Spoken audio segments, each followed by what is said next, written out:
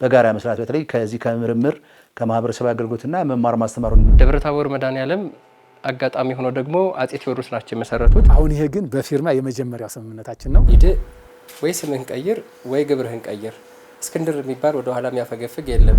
አሁን እኛ ከሌሎች ዩኒቨርሲቲዎች ጋር እንደምናደርገው ስምምነት አስበን እናንተ እየሰጣችሁን ከእናንተ እየተረዳን እኛ ልንኖር እንደዚያ የሚፈቅድ አንተንም የለንም። እውነት ለመናገር ታሪክና ዘመናዊነት በአንድ መድረክ ላይ የተገናኙበት ታላቅ እርምጃ ነው። እኛም ከቤተክርስቲያኗ ጋር ያለውን ዩኒቨርሲቲው ደግሞ በዩኒቨርሲቲ ሌቭል ያሉትን አንዳንድ ድጋፎችን የሚያደርግበት ጥሩ ስምምነት ነው። ቤተ መንግስቱንም ቤተ ክህነቱንም ነው አፈርድሜ ሲያበሉት የነበር መስመር ስቶባቸው ማለት ነው። ከዚህ ግዕዝ የተማሩና ለሙያው ብቁ የሆኑ ምሁራን ካሉት ወደኛ መጥተው ይመራሉ በነፃ። መድኃኒቶች ጋር የተያያዙ ትምህርቶች እዛ ስለሚያያዙ ወደኛ ትምህርት ስርዓት ውስጥ ለማንጣት የእነሱን የግዕዝ ቋንቋ አስፈላጊ ነው። የሚያገናኘን አብረን እንሰራለን። የራሳችን ግን የራሳችን ተልእኮ አለን። ዩኒቨርሲቲውም የራሱ አለው፣ እኛም የራሳችን ያለን።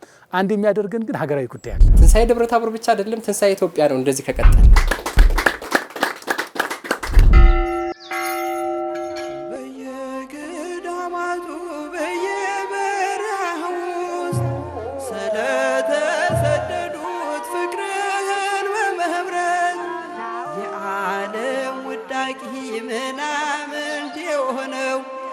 ስለ ፍቅር ሲሉ ክብራቸውን ትተው እግዚአብሔር ይማረን፣ እግዚአብሔር ይማረን።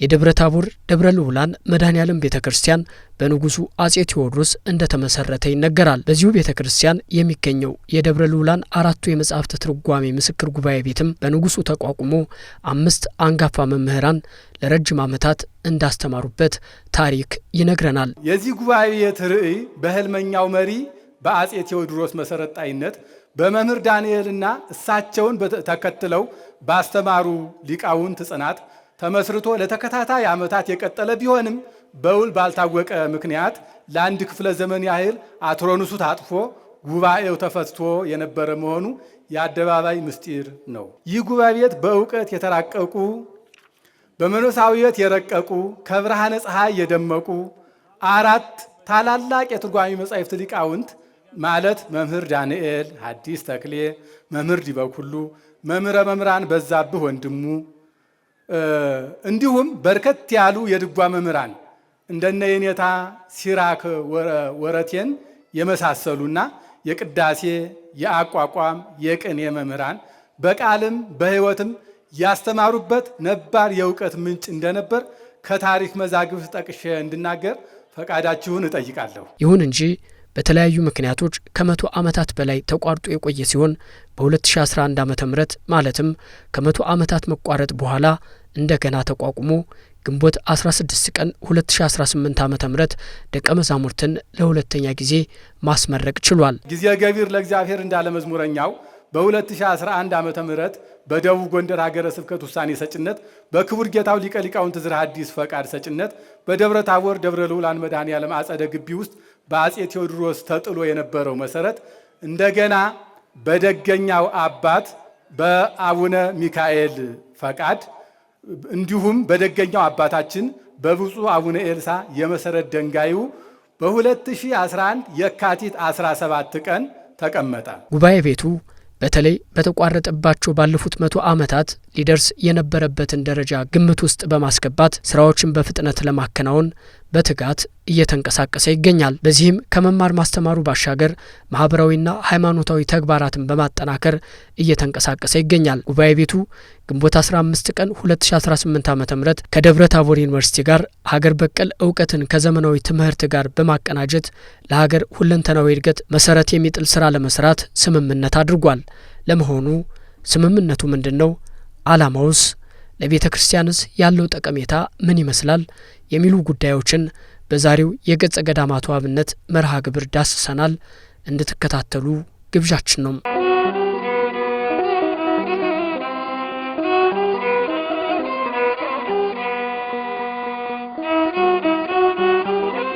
የደብረ ታቦር ዩኒቨርሲቲና የደብረ ልዑላን የአራቱ መጻሕፍት ትርጓሜ ምስክር ጉባኤ ቤት ግንኙነት ቀደም ብሎ የጀመረ ቢሆንም በውል የተደገፈ ስምምነት ሲደረግ ግን ይህ የመጀመሪያና ታሪካዊ ነው።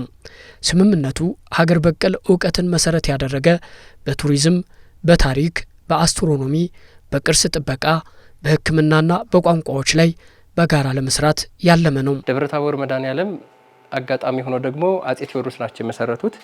እዛው ላይ የመጀመሪያው ቤተ መጻሕፍት በኢትዮጵያ ውስጥ ተብሎ ከሚቆጠረው ከግርጌው ላይ አሁን ጉባኤ ቤቱ ያለበት ላይ ቤተ መጻሕፍት ነበረ።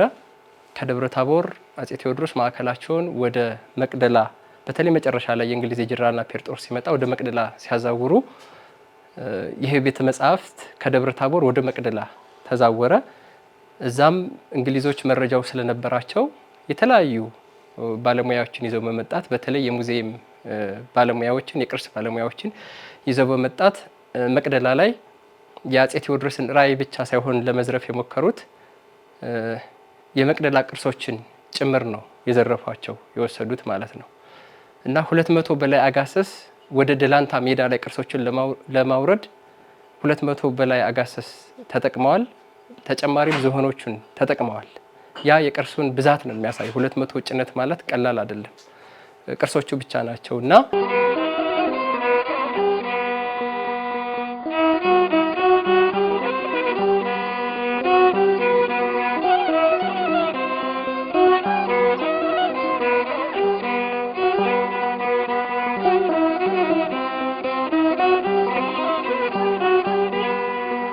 የቤተ መጻሕፍት ጥያቄ ነበሩ። የአማርኛ ቋንቋ እድገት አጼ ቴዎድሮስ ትልቁን ሚና ተጫውተዋል። አጅባር ሜዳ ላይ የጉባኤያት ያካሂዱ ነበረ። የመማር እንደ አካልዬ መዋጋት እንደ ገብርዬ ቢለው ሁለቱን ያያያዙበት ነበረ። ቤተ መንግስቱንም ዘመናዊውንም ሁለቱንም ያያያዙበት ነበር። የቤተ ክህነቱንም ሚሊታሪውንም እና ከዛ ጋር የተገናኘ ነው። አጋጣሚ ሆኖ ደግሞ እነዚህ ሁለቱ ዩኒቨርሲቲዎች ሁለቱም እዛው በተመሳሳይ ቦታ ደብረታቦር የሚገኙ ራያቸውን ደግሞ አንድ ለማድረግ በሚያስተሳስራቸው ጉዳይ በታሪካዊ ቀን ዛሬ ግንቦት 15 2018 በታሪካዊ ጉዳይ ተገናኝተናል ማለት ነው። አሁን ደብረታቦር ዩኒቨርሲቲ ባለንበት በዚህ ሰዓት የመግባቢያ ሰነድ መግባቢያው ከተፈራረመ በኋላ የትንተና አተገባበሩን በተመለከተ ሌላ ጉዳዮች ነው የሚፈልጉት። አስገዳጅ ያልሆነ ግን በጋራ ምንሰራ መልካም ነው፣ በዚህ ጉዳዮች ልንሰራ ይገባል ተብሎ የሚከናወን ስምምነት ነው። ሁለቱም ዩኒቨርሲቲዎች ናቸው። የምንሰራባቸው ምን ላይ ነው የሚሉ የተመሰረቱበት የራሳቸው ጉዳይ ስላለ ማለት ነው። የትብብር መሰረት መፍጠር ነው። የአካዳሚክ ልቀትና የትምህርት ልማትን ማስፋፋት፣ በተለይ በጋራ መርሃ ግብሮች አቅም ማጎልበቻ እንቅስቃሴዎችና ሳይንሳዊ ተግባራት አማካኝነት የማስተማር ዩኒቨርሲቲው 3 ትልልቅ ጉዳዮች ላይ ነው ትኩረቱ። መማር ማስተማር፣ ምርምር፣ የማህበረሰብ አገልግሎት። ከማህበረሰብ አገልግሎት ጋር ቴክኖሎጂ ሽግግር አብሮ አለ። ከዚህ ጋር መማር ማስተማር የአካዳሚክ የትምህርት ጉዳዮች አሉበት፣ ምርምር ነው። የኛ ዩኒቨርሲቲም አጠቃላይ ትምህርት ሚኒስቴርም ትኩረት አድርጎ አሁን ከሚሰራባቸው ጉዳዮች አገር በቀል እውቀት ነው። አሁን የምናደርገው ስምምነት ከሀገር በቀል ጋር ይገናኛልና የሀገር በቀል የትምህርት ስርዓቶችን ማሳደግ፣ የግዕዝ ቋንቋ ልማት ላይ መስራት፣ የተግባራዊ የማስተማር መርሆችን ማጋራትና ነጻ የትምህርት እድሎችን ማስፋፋት፣ የመምህራን ልውውጥ፣ መምህራን ከዛ ግዕዝ እኛ ጋር ያሉ የተጀመሩ የግዕዝ ጉዳዮች አሉ፣ እነሱን የመምህራን ልውውጥ እናደርጋለን። በባህልና በሃይማኖት በቅርስ ጥበቃ ማስፋፋት ረገድ መዛግብትና ሙዚየም ማደራጀት፣ ባህላዊ ታሪካዊ እሴቶች፣ የሀገር በቀል እውቀቶችን፣ ባህላዊ ልምዶችን በመለየት መመዝገብ፣ መጠበቅ፣ ማስተዋወቅ፣ ማስፋት፣ እነዚህ ጉዳዮች በውስጡ አሉ። የተቋማት የአቅም ማጎልበትን በተመለከተ በስልጠና በቴክኒክ ድጋፍ፣ በነጻ የትምህርት እድል፣ በምርጥ ተሞክሮዎችና በሀብት መጋራት የተቋማትን ብቃት ማሻሻል፣ እነዚሁም የኦንላይን ትምህርቶችን ጨምሮ የሚታዩባቸው ናቸው። የሀገር በቀል ስርዓቶችን ማሳደግ በጥንታዊ ብራና ጽሑፎች ውስጥ የሚገኙ ሳይንሳዊ፣ የሕክምና፣ የአስትሮኖሚ፣ ስነ ከዋክብት የሚለው ማለት ነው። የሀገር በቀልና ታሪካዊ እውቀቶችን ወደ ዘመናዊ የትምህርት ካሪክለም ስርዓተ ትምህርት ማዋሃድ። ትምህርት ሚኒስቴር አንዱ በጣም የተቸገረበት ሀገር በቀል እውቀቱን ከዘመናዊ ጋር ማዋሃድ አለብን የሚል ስለሆነ ያን ለማዋሃድ የኛ ዩኒቨርሲቲ ወደፊት ተመራጭ ከሚሆኑትና ይሄ ተሞክሮም ሊሰፋ የሚችል ነው። ባህላዊ ሴቶች ያነሳናቸው ጉዳዮች ናቸው። በሀገር በቀል እውቀትን ማስተዋወቅና መጠበቅ ኢትዮጵያ አገር በቀል እውቀት ስርዓቶችን በተለይም በኢትዮጵያ ኦርቶዶክስ ቤተክርስቲያን አገር በቀል የማስተማሪያ ዘዴዎችና ልምዶች ላይ ተመርኩዞ በጋራ ማስተዋወቅ መመዝገብና መጠበቅ። የኢትዮጵያ ዘመናዊ ትምህርት በአፄ ምኒልክ ዘመን ከመጀመሩ በፊት የትምህርት ሁሉ አቀፍ የትምህርት ሰጭ የነበረችው አጋጣሚ ቤተክርስቲያኗ ናት። የሀገር በቀል እውቀት የሚገኘው በቤተክርስቲያናት፣ በመስጊዶች፣ በተለያዩ የእምነት ተቋማት ላይ ለረጅም ጊዜ የኖረ ነው። ከዚህ ውስጥ ግንባር ቀደሟ ቤተክርስቲያን ስለሆነች በዚህ ዘርፍ ላይ አገር በቀል እውቀትን ለማሳለጥ ግድ ከሚሉንና ከሚያስፈልጉን በዚህ ጉዳዮች ላይ የምንሰራባቸው ናቸው። ለምሳሌ ለአራቱ ጉባኤያት ደቀ መዛሙርት ስልጠና፣ የእንግሊዝኛ ቋንቋ ችሎታ ማሻሻያ፣ የአመራርና የአስተዳደር ክህሎት ማዳበር፣ ለመደበኛ ትምህርት ነጻ የትምህርት ድጋፍ፣ የሙዚየምና የመዛግብት አደረጃጀት። ከኛ ዩኒቨርሲቲ ሙዚየሞች፣ አርካይቮች አሉ የተጀመሩ። በተለይ በመቅደላው ጦርነት የተዘረፉ መዛግብቶችን ትግራይ የተለያዩ ገዳማት የሚገኙ የጣና ገዳማት፣ አዲስ አበባ ታላላቅ አድባራት የሚገኙ መዛግብቶችን ከዩኔስኮም የተወሰኑትን ማንጣት ችለናል። በሶፍት ያሉ በግዕዝ ናቸው አብዛኞቹ የተጻፉት። እነዛን በጋራ ለመመርመርና ወደ አማርኛ ለመተርጎም ያግዘናል። አሁን ለአማርኛ መተርጎም ይሄ ተቋም ያስፈልገናል። ወደ አማርኛ ተተርጉሞ ለህዝቡ መዳረስ መቻል አለባቸው። አብዛኞቹ የተቀመጡት በግዕዝ ስለሆነ መደበኛ የትምህርት የነጻ የትምህርት ድጋፍ፣ የሙዚየም መዛግብት ከጉባኤ ቤቱ፣ ቅርስ እንክብካቤ፣ የአይሲቲ የመሰረታዊ የሂሳብና የዲጂታል ክህሎት ስልጠና፣ የግዕዝ ቋንቋና የአማርኛ ቋንቋ ድርሳናትን ወደ ሌሎች ቋንቋዎች መተርጎም፣ ግዕዙን ወደ አማርኛ፣ አማርኛዎችን ደግሞ ሌሎች ሀገር አቀፍ ወደሆነኛ ዩኒቨርሲቲ ነው፣ ዩኒቨርሳል ነው፣ ዓለም አቀፍ ስለሆነ ወደ ሌሎች ቋንቋዎችን በአማርኛ ብቻ ታጥሮ መቅረስ ስለሌለበት፣ በግዕዝ ብቻ ታጥሮ መቅረስ ስለሌለበት እዛ የምናገኛቸው መረጃዎች ወደ ሌሎች ቋንቋዎች መተርጎም አለብን። አጋጣሚ ሆኖ የነንታ በጻ የጉባኤ ቤቱ ከ20 በላይ እንዳልሳሳት የተለያዩ ቋንቋዎች ተናጋሪዎች አሉ ጉባኤ ቤቱ መጥተው የሚማሩ። ስለዚህ ያን ትርጉም እነዛንን በመጠቀም መተርጎም እንችላለን። ሌሎች ሊቃውንትን በመጠቀም መተርጎም እንችላለን። አጼ ቴዎድሮስ በንግስና ዘመናቸው በደብረ ልዑላን ጉባኤ ቤት በኢትዮጵያ የመጀመሪያውን ላይብረሪ የከፈቱና 13000 የብራና መጻሕፍትን ያስቀመጡ ለመሆናቸው ይነገርላቸዋል። ንጉሱ የቤተ መጻሕፍትን ጥያቄ፣ የጋፋት ኢንዱስትሪ ጥያቄ፣ በተለይ ደግሞ እውቀትን መሰረት ያደረጉ ሀገራዊ ጥያቄዎችን የመመለስ ተግባር ላይ ተጠምደው እንደነበረ ይመሰከርላቸዋል። ታዲያ በጉባኤ ቤቱና በዩኒቨርሲቲው የተደረገውም ስምምነት የንጉሱን የእውቀት ጥያቄ የመመለስ ግዴታ አለብን የሚል ቁጭት ይዘው ነው በጋራ ለመስራት የሚያስችላቸውን ስምምነት ያደረጉት። ያን ጊዜም ስንገናኝ እንደዚሁ ነው ያልኩት። ወደዚህ የመጣ ነው ሀሳብ ለመቀያየር የሀሳብ ልውውጥና የአሰራር ሂደቶችን በአንድ ላይ ለሀገር ልማት ለማድረግ እንጂ እንዲያውም አጋጣሚ መጽሐፎችን ይዘን ብዙ መጽሐፎችን ይዘን ስለመጣን ስጦታ ይዘን የመጣን ነበር ያልኩት ያን ጊዜ ማስታውሳለሁ። ዛሬም ቢሆን ዶክተር በዚያ መንገድ ነው የምንመጣው። ግንኙነታችን የሚሆነው ሁለታችንም ሊጠቅም የሚችል ሀገር ሊያሳድግ የሚችል አጼ ቴዎድሮስ ትልቁ ጥማታቸው እውቀት ነው። እውነት ለመናገር ቤተ መጻሕፍትን የከዘኑት መምህራንን የሚያስከትሉት አካለ ወልድን ያክል ታላቅ ሊቅ ያስከትሉ የነበረ ያው የእውቀት ፍላጎታቸው ምን ያክል እንደነበረ እንግዲህ 13000 የብራና መጽሐፍ ከዝነው ለመጻሕፍትን እንዲያነብ ሰው እንዲለወጥ በንባብ ያደርጉት የነበረ ጥረት የእውቀት ማስፋፋት ጥማቸው ምን ያህል እንደነበረ ያሳየናል። እና ዩኒቨርሲቲውም ያነው ሞቶ የእኛም ቢሆን ከአባቶቻችን ለልጆቻችን ነው የሚል ሞቷችን ከአባቶቻችን ለልጆቻችን ሲል ከአባቶቻችን መካከል አንዱና ዋነኛው እሳቸው ናቸው ማለት ነው። እና አጼ ቴዎድሮስ ያሰቡትን ሰርተን የማንጨርሰው ብዙ ህልም አላቸውና በጋራ ሰርተን ያችን አንድ ያደረጓትን ሀገር በዚያው አንድነቷ ለመጠበቅ ትውልድ እንዲረከብ ለማድረግ ራዕይ ያለው ነገ ደግሞ ለልጆቹ ትልም ነድፎ ሊሄድ የሚችል ትውልድ ለማፍራት ነው በዋናነት ስራችን የሚሆነው። እንግዲህ በእኛ በኩል ቅድም እንደተባለው የግዕዝ ቋንቋዎች አሁንም ቢሆን በተቻለ መጠን በህልማችን ያን 13000 መጽሐፍ እዚያው ቦታ ላይ ላይብረሪ ከፍተናል ለመተካት ነው። እንግዲህ እስካሁን 4 መጽሐፍ ደርሰናል ማለት 12996 መጽሐፍ ቀርቶናል ማለት ነው። 13000 ለመሙላት በዚያ ልክ እየሄድን ያለ ነው። እና ኢንተርናሽናል ስኮለርሺፕ ነው የምንገነባው ጉባኤ ቤት ወይም ህንፃ። በዚያ ከ150 ሀገራት 150 ተማሪዎች መጥተው የሚማሩበት ይሆናል። ከ150 ሀገራት ማለት በአጠቃላይ ከዓለም የሚመጡ ናቸው። ዩኒቨርሲቲው በእነዚያ እንግዲህ ቤተሰቦች በዚያ በኩል በሚመጡ ሀገራትም ራሱን ማስተዋወቅና መሸጥ የሚችልበት እድል ይኖራል። ዩኒቨርሲቲው ደግሞ የመጡበትን ማህበረሰብ አኗኗር እየሄደ እየተማረ የሚመጣ ሰው ይኖራል። ለተለያየ አገልግሎት ከዚያ ይመጡ ይኖራሉ። ለምሳሌ ከህንድ መጥቶ የሚያስተምሩ አሉ አይደል? ከዚህ እኛ ከህንድ ልጆችን ብናመጣ እዚህ ካሉት ጋራ ወዲያው እያገናኘን የምንሰራበት እድል ይኖራል። የቋንቋዎች ስብጥር አለ፣ ስልጣኔው አለ፣ ከኛ ደግሞ ነባሩ እውቀት አለ።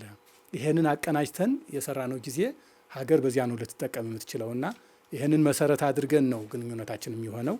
ወደፊትም ቢሆን እኛም እየሰጠናችሁ እናንተም ካላችሁ እየሰጣችሁን ነው የሚሆነው እንጂ እናንተ እየሰጣችሁን ከእናንተ እየተረዳን እኛ ልንኖር እንደዚያ የሚፈቅድ እንትንም የለንም እውነት ለመናገር።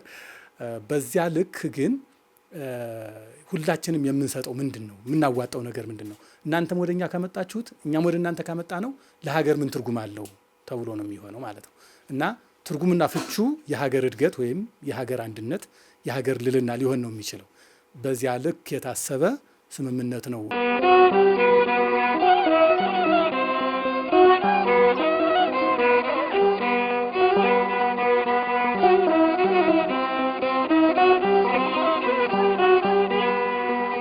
ዛሬ ስምምነት እያደረግን ያለ ነው። የዩኒቨርሲቲያችን አንዱ ተልእኮ ውስጥ የማህበረሰብ አገልግሎት እና የምርምር ነው። ከመማር ማስተማሩ በተጨማሪ ዛሬ ያደረግነው ነው። ግን ለሁለቱ ነው። መማር ማስተማሩም ጋር የምርምርና ማህበረሰብ አገልግሎት ጋር የተያያዘ ነው። በተለይ ከምርምርና ማህበረሰብ አገልግሎት ደግሞ አንዱ በአብዛኛዎቹ ዩኒቨርሲቲ በሌላቸው እኛ ግን የአለቃ ገብረሃና የባህልና የቅርስ ጥናት ማዕከል አለን በዳይሬክተር ደረጃ የሚመራ እሱ በየአመቱ ብዙ በተለይ እዚህ ደብረ ታቦር አካባቢ ያሉ የሀገር በቀል እውቀቶች ባህሎች እንዲጎለብቱ ያደርጋል። በዚህ በፊት እንደምታስታውሱት እዚህ ለየት ብሎ የሚከበሩ እንደ ቡሄ እንደ መርቀሪዎስ አይነት በዓላትን የተሻለ በሀገር አቀፍ እንዲመዘገቡ ከቱሪዝምና ከክልሉም ከከተማ አስተዳደሩም ኢቭን በወረዳ አሁን ያው ከጸጥታው ችግር ጋር ተያይዞ ነው እንጂ አንዳንድ ራሱ በደቡብ ጎንደር ያሉትን ቅርሶች፣ ባህሎች በተለይ ሀገር በቀል እውቀት ማድረግ ነው።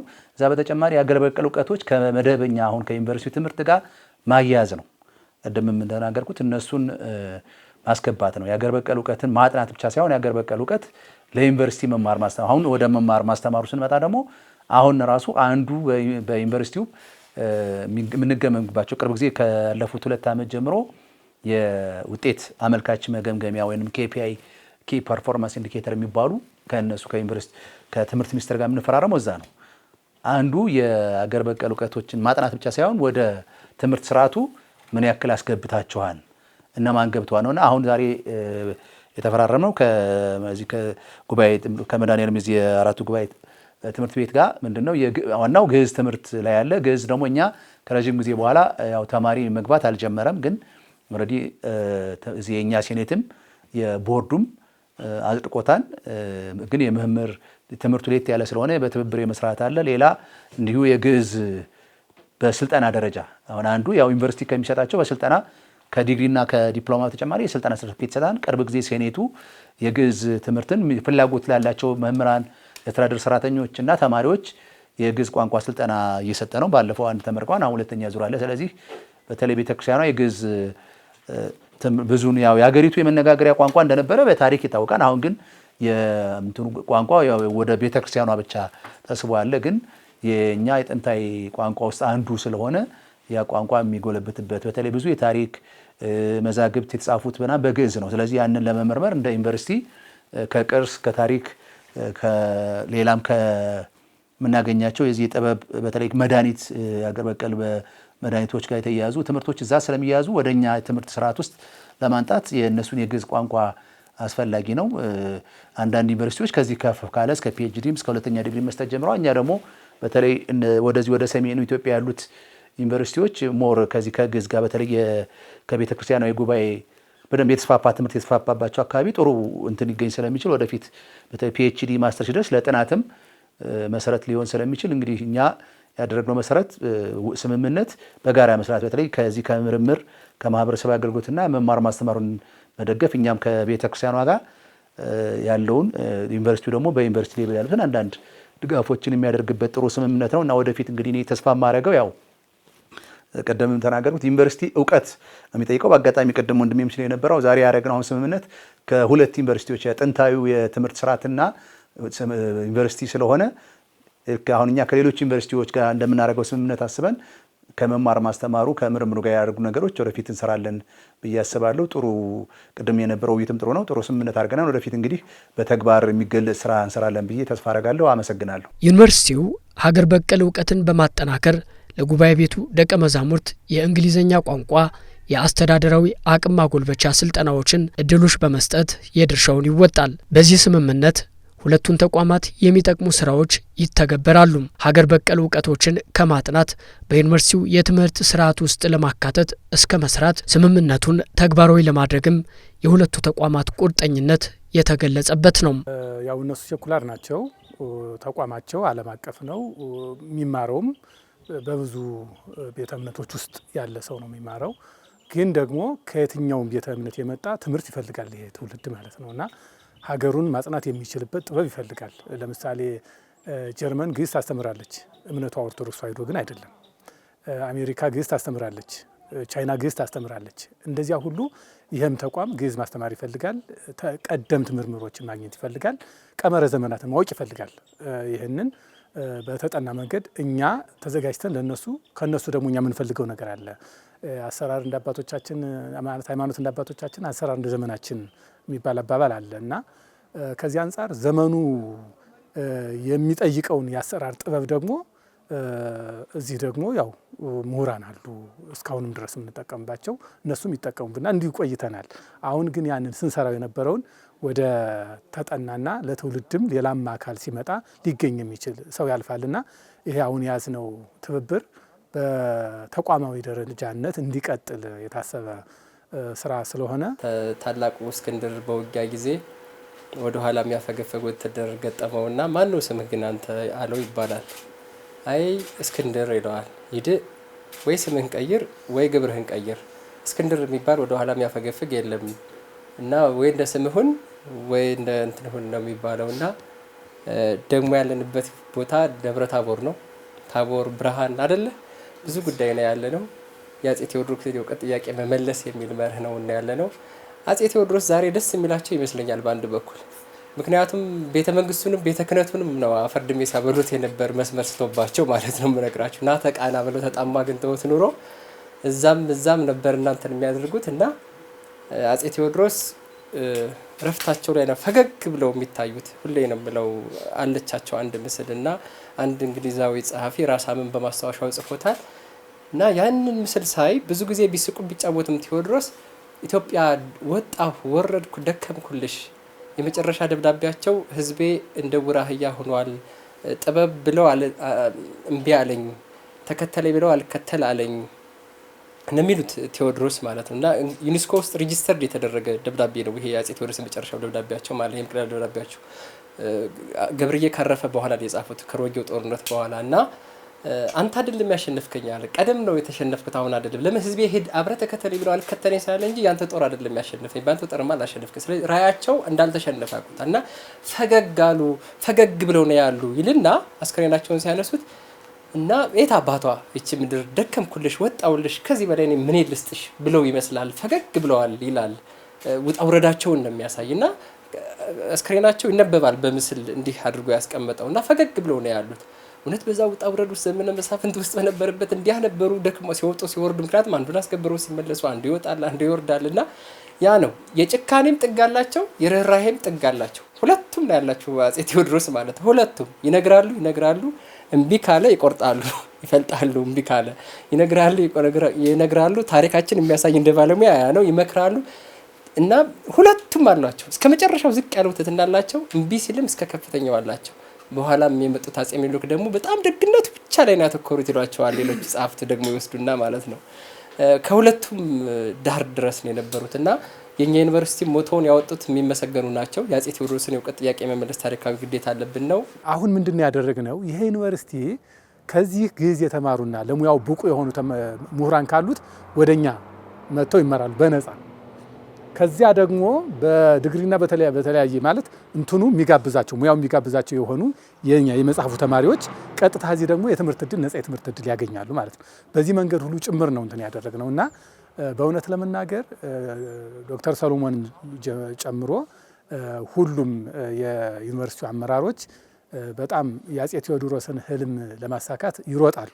እሱን አይቻለሁ። ማለት እሳቸው የእውቀት ፍላጎት እንግዲህ በጣም ከልጅነታቸው ጀምሮ በማህበረ ሥላሴ ገዳም የጀመሩትን ትምህርት እስከ ዕለተ ሞታቸው ድረስ ከንባብ ጋር የኖሩ ሰው ናቸው እና እኔ ያለሁበት ትምህርት ቤት እኔ የማስተምርበት ተቋሙ ይሄ ጉባኤ ቤቱ የአጼ ቴዎድሮስ ላይብረሪ ተከፍቶበት የነበረ 13,000 ብራና መጽሐፍ ተከዝኖበት የነበረ ነው። ይሄ ደግሞ ዩኒቨርሲቲው ሲከፈት ደግሞ የአጼ ቴዎድሮስ የእውቀት ጥያቄ አለበት የሚል መሪ ቃል ይዞ የሚሰራ ነው። እኛም ደግሞ የአጼ ቴዎድሮስ ህልም አለ፣ የዚያ ህልም ተርጓሚዎች እኛ ነን ብለን ነው የተነሳ ነው። ስለዚህ ያ ህልም ነው የተገናኘው። እንደገና አጼ ቴዎድሮስ ቤተ መንግስትን ቤተ ክህነትን አንድ ለማድረግ የጣሩት ጥረት እንግዲህ በንግግራቸው ይታወቃል። ይዋጓል እንደ ገብርዬ ይማሯል እንዳካልዬ ነው። ስለዚህ እና ይሄንን በቀናነት ለሀገር ይጠቅማል ብለው አስበው በዚህ ልክ ባደረጉት ትኩረት ሰጥተው ባደረጉት ስራ ደስ ብሎኛል። በእውነቱ ላመሰግናቸው እወዳለሁኝ። እውቀትን የመለዋወጥ ትውልድንም የመቅረጽ ግዴታ የያዘው ይህ ስምምነት ሀገራዊ ፋይዳው የጎላ መሆኑ አመላካች ነው። መሬት ላይ የወረደ ከወረቀት ያለፈ ብዙ ስምምነቶች፣ ብዙ የመሰረት ድንጋዮች ይከናውናሉ። ከነዛ የተሻለ እንደሚሆን ተስፋ እናደርጋለን። ምክንያቱም መሬት ላይ የወረደ መሆን ስላለበት በእርግጥ መሬት ላይ ወርዷል። ስራ ተጀምሮ ነው ወደ በኋላ ስምምነት የመጣው። መሀል ላይ የጉባኤ ቤቶች መጻሕፍት አሉ፣ ግንኙነቶች አሉ፣ የመዛግብት አርካይቭ ብዙ ጉዳዮች አሉ። በተለይ ዩኒቨርሲቲው አገር በቀል እውቀትን በተመለከተ አለቃ ገብረሃና የባህል ጥናትና ልማት ዳይሬክቶሬት ብሎ አቋቁሟል፣ ራሱን ችሎ ማለት ነው። እና ቀድሞ ነው ዩኒቨርሲቲው የሄደበት ርቀት ሌሎች ዩኒቨርሲቲዎች እንዳሉ ብሎ ባለቃ ገብረሃና በታላቁ ሊቅ ሰይሞ አለቃ ገብረሃናም ከአጼ ቴዎድሮስ ጋር ይገናኛሉ በአንድም በሌላም አይደለ። እሳቸውን በመሸንቆጥ ሂድ ከማላይ ቦታ ሂድልኝ እንደው እስከመባል የደረሱ ናቸው። አለቃ ገብረሃናም ሰፋ ይሆንና ደብረ ታቦር መድኃኔዓለም ነው ብለው ይናገራሉ። ሌላ ቤተክርስቲያን ነው ብለው ይናገራሉ አንዳንዶች ሊቃውንት።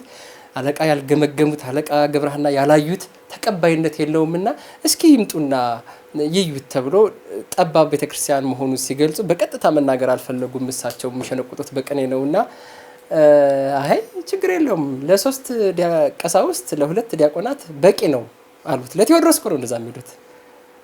ምን ማለት ነው? ቴዎድሮስ የካህናት ቁጥር ወደ 3 እና ወደ 2 ቀንሶ ስለነበር እሱ ስለሆነ አጥበዋል ቤተክርስቲያኑን፣ ለነሱ ይበቃሃል ነው ያሉት። አለቃ እንዲሁ ከማላይ ቦታ ብትሄድ ምን አለልኝ እንዲሁ ከምጣላ እስከ ማለት ተደርሰዋል።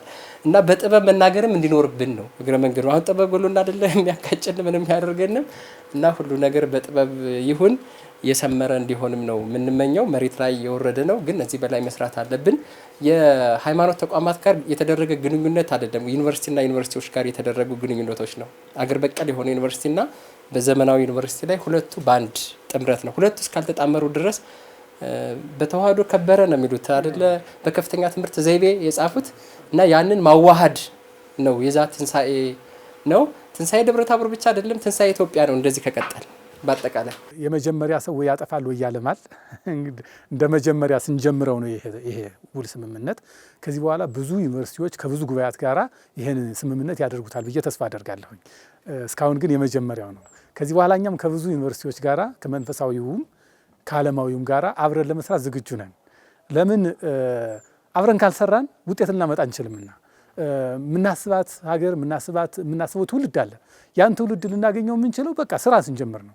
ስለዚህ በዚህ አግባብ እንግዲህ ይሄ የመጀመሪያ እንደመሆኑ መጠን የሚመጣውንም ለመቀበል ዝግጁ እንደሆን በዚያው ታሳቢ ይደረግልን ለማለት ነው። እንደ መጀመሪያ በዚህ ታላቅና ታሪካዊ የሆነ የትብብር ስምምነት መርሃ ግብር ላይ ተገኝቼ ምስጋናና የመልካም ምኞት መልእክት ለማቅረብ እድል ስላገኘሁ ከፍተኛ ክብርና ደስታ ይሰማኛል። ዛሬ የተፈረመው ስምምነት በቀላሉ የሁለት ተቋማት የጋራ ስምምነት ብቻ አይደለም። ይልቁንም እውቀትና እምነት፣ ባህልና ሳይንስ፣ ታሪክና ዘመናዊነት በአንድ መድረክ ላይ የተገናኙበት ታላቅ እርምጃ ነው። ቤተ ክርስቲያናችን ለዘመናት የእውቀት፣ የሥነ ምግባር፣ የቋንቋ፣ የዜማና የባህል ማዕከል ሆና ኖራለች። ዩኒቨርሲቲያችንም የዘመናዊ ትምህርት የምርምርና የማህበረሰብ አገልግሎት ተቋም ሆኖ ለአካባቢው በታሪክ የሚዘከር ተግባር ባለቤት ነው። ይህን የተከበረ ስምምነት ለማሳካት የደከሙ የሁለቱም ተቋማት አመራሮች፣ ምሁራን፣ አባቶችና ባለድርሻ አካላት ሁሉ ከልብ ምስጋና ይገባቸዋል። በተለይ የትምህርት ባህል ተቋማት በጋራ መስራት ለሀገራችን ዘላቂ ልማትና ሰላም መሰረት እንደሆነ ዛሬ በተግባር እያሳዩን ነው። በመጨረሻም ይህ ትብብር በወረቀት ላይ ብቻ ሳይቀር ወደ ተግባራዊ ውጤት እንዲሸጋገር ብዙ ደቀ መዛሙርትን፣ ተመራማሪዎችንና ማህበረሰቡን እንዲጠቅም ከልብ እመኛለሁ። ልዑል እግዚአብሔር ለሁለቱም ተቋማት በረከት፣ ጥበብና ስኬት ይስጥ። ትብብራችሁም ለብዙ ትውልድ ፍሬያማ ይሁን። የአበው አባቶቻችን ጸሎት ይድረሰን። አመሰግናለሁ። በሚያገናኘን አብረን እንሰራለን። የራሳችን ተልእኮ አለን። ዩኒቨርሲቲውም የራሱ አለው፣ እኛም የራሳችን ያለን። አንድ የሚያደርገን ግን ሀገራዊ ጉዳይ አለ። በሱ ጉዳይ ምን ቀርጸው ትውልድ አለ፣ እውቀት አለ፣ የምናገኘው እውቀት አለ።